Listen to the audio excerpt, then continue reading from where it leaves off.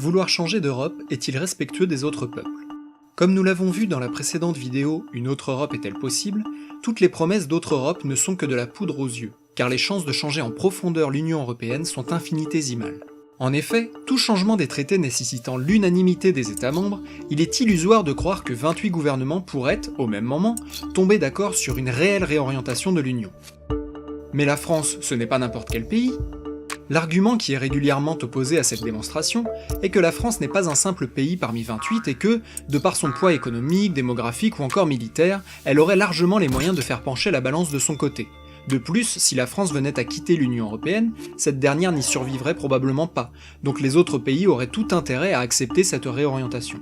En d'autres termes, la France pourrait user de sa position dominante pour imposer aux autres États membres son chamboulement de modèle européen, par-dessus le marché, à coup de chantage à la sortie. C'est notamment un argument avancé par Jean-Luc Mélenchon, mais il n'est pas le seul. Ainsi, les personnes qui prétendent vouloir changer d'Europe parce que celle-ci ne respecterait pas les peuples ou serait dominée par l'Allemagne de Madame Merkel, proposent de faire exactement la même chose pour arriver à leur fin, imposer leur Europe au peuple des 28 États membres. Cela ressemble à la loi du plus fort. Mais notre modèle européen est universel. L'argument suivant consiste à dire que le changement d'Europe que l'on porte rencontre de façon évidente les aspirations de tous les peuples d'Europe sans exception.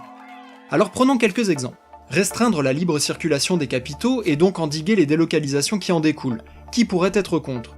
Eh bien probablement le Luxembourg, Malte ou Chypre, dont les secteurs bancaires représentent une large part du PIB et qui vivent de ces transferts de capitaux. Et probablement aussi les pays de l'Est comme la Pologne, la Roumanie ou la République tchèque, qui bénéficient de ces délocalisations intra-européennes. Une dévaluation de l'euro permettant de favoriser les exportations françaises, qui pourrait être contre? Probablement l'Allemagne, les Pays-Bas ou la Finlande, qu'un euro fort favorise. Cela commence à faire beaucoup de noms, et ce ne sont que quelques exemples. Certaines réformes peuvent nous sembler pleines de bon sens d'un point de vue français, mais elles portent sur des sujets vitaux pour d'autres pays, car ils ont pu construire une large part de leur économie dessus.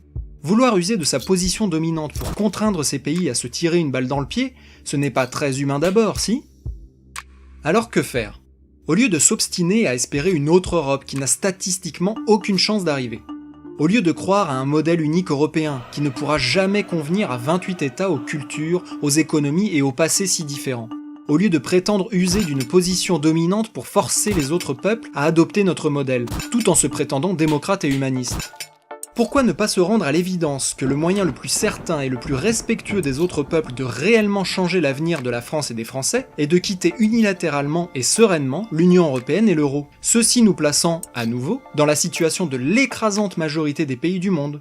Une situation où nous détiendrons les manettes stratégiques de notre pays, et où les Français pourront mener la politique qu'ils auront décidée par eux-mêmes, sans qu'elle ne soit imposée par d'autres, et sans l'imposer à d'autres non plus.